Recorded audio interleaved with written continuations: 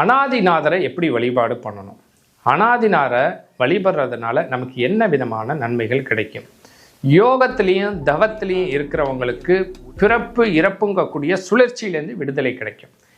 அது மட்டும் இல்லாது இந்த மாய உலகத்தில் பொருளுக்காகவும் பொன்னிற்காகவும் நம்மளுடைய தேவைகளுக்காகவும் நம்ம ஓடிக்கிட்டு இருக்கோம். அப்பேற்பட்ட தேவைகளையும் அவர் உங்களுக்கு பூர்த்தி செய்து கொடுப்பார். எப்படி அப்படிங்கும்போது பொதுவாக எல்லாத்துக்குமே தெரியும் பிரம்ம முகூர்த்த நேரம். பிரம்ம முகூர்த்தங்கக்கூடிய காலையில் 4:30 மணிலேருந்து 6 மணிக்குள்ள ஒரு நெய் தீபம் ஏற்றிக்கோங்க. நெய் தீபம் ஏற்றி வைத்து கொண்டு கிழக்கு நோக்கி தீபத்தையும் வடக்கு நோக்கி நம்ம உட்கார்ந்தும் இருக்கணும். அப்போ எப்படி அவரை வழிபாடு பண்ணணும், அவரை எப்படி வழிபாடு பண்ணால் நம்ம காரியங்கள்லாம் சித்திக்கும் அப்படிங்கிறதுக்கான ஒரு சூட்சம ரகசியத்தை தான் நான் சொல்ல போகிறேன். அதோட ஒரு மந்திரத்தையும் இப்போ சொல்லி கொடுக்க போகிறேன். உங்களுடைய கைகளில் சின் அப்படிங்கக்கூடிய ஞான முத்திரை அல்லது ஆதி முத்திரையை நீங்கள் வச்சுக்கோங்க.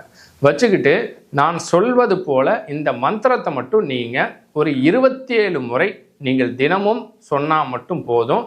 நீங்கள் வேறு எதுவுமே செய்யலை.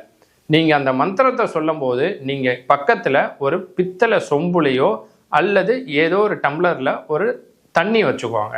அந்த தண்ணியை நீங்கள் இந்த மந்திர ஜபத்தை முடிச்சுட்டு நீங்கள் என்ன பிரார்த்தனை வச்சுருக்கீங்களோ அந்த பிரார்த்தனையை ஆத்மார்த்தமாக வேண்டிக்கிட்டு அந்த தண்ணியை மட்டும் நீங்கள் குடிங்க.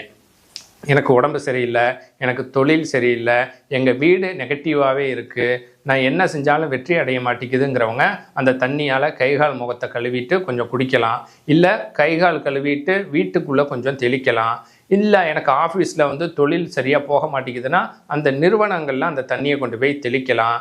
இல்லை உடம்பு முடியாதவர்கள் அந்த தண்ணியை குடிக்கலாம். இது போல் அந்த தண்ணி மிகவும் சக்தி வாய்ந்த ஒரு நீராக மாறும். அந்த நீங்கள் என்ன வேண்டுறீங்களோ அந்த நீர் உங்களுக்கு அந்த காரியத்தை அனாதிநாத சித்தர் மூலியமாக செய்து கொடுக்கும். அப்படின்னா எப்படி அதை நம்ம செய்யணுங்கிறத இப்போ பார்ப்போம். நான் ஆரம்பத்தில் சொன்னது போல் கைகளை ஜின்முத்திரை அல்லது ஆதி முத்திரையில் வச்சுக்கிட்டு கிழக்கு நோக்கி தீபத்தை ஏற்றுங்க. நீங்கள் வடக்கு திசை பார்த்து உட்காந்துக்கிட்டு மெதுவாக உங்களுடைய சுவாசத்தை மேல் நோக்கி எழுப்பணும். அப்படியே சுவாசத்தை எழுப்பி உங்களுடைய கவனத்தை அனாதிநாதரை நினச்சிக்கோங்க. உங்களுடைய பிருவ மத்தியில் ஒரு தீபம் எரிவது போல், ஒரு தீப ஒளி போல். ஏன்னா அவர் ஒளி ரூபமாக தான் பழைய பேருக்கு காட்சி கொடுப்பாரு. அதனால தான் அவரை ஜோதி ரூபத்தில் உங்களுடைய ஆக்ஞாங்கக்கூடிய பிருவ மத்தியில் கவனத்தை செலுத்தி அந்த உருவத்தில் அவரை நினச்சிக்கோங்க. நினச்சிட்டு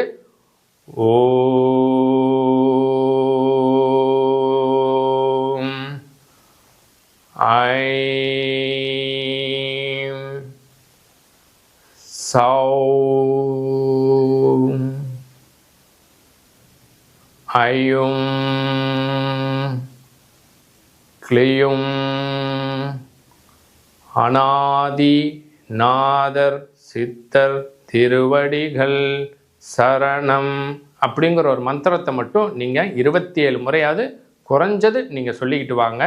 இந்த மந்திரத்தை நீங்கள் சொல்ல சொல்ல அதிகபட்சம் 21 நாளிலேருந்து 30 நாளுக்குள்ளே உங்கள் வாழ்க்கையில் நிறைய மாற்றங்களை நீங்கள் உணர முடியும், அனுபவிக்க முடியும். முயற்சி செய்து பாருங்கள். அனாதிநாத சித்தர் உங்கள் கூட இருந்து உங்கள் வாழ்க்கையில் எல்லா காரியங்கள்லையும் வெற்றியை கொடுப்பாரு. நியாயமான கோரிக்கை, நியாயமான விஷயங்களுக்கு மட்டும் இதை பயன்படுத்துங்க. கண்டிப்பாக வெற்றி உண்டாகும்.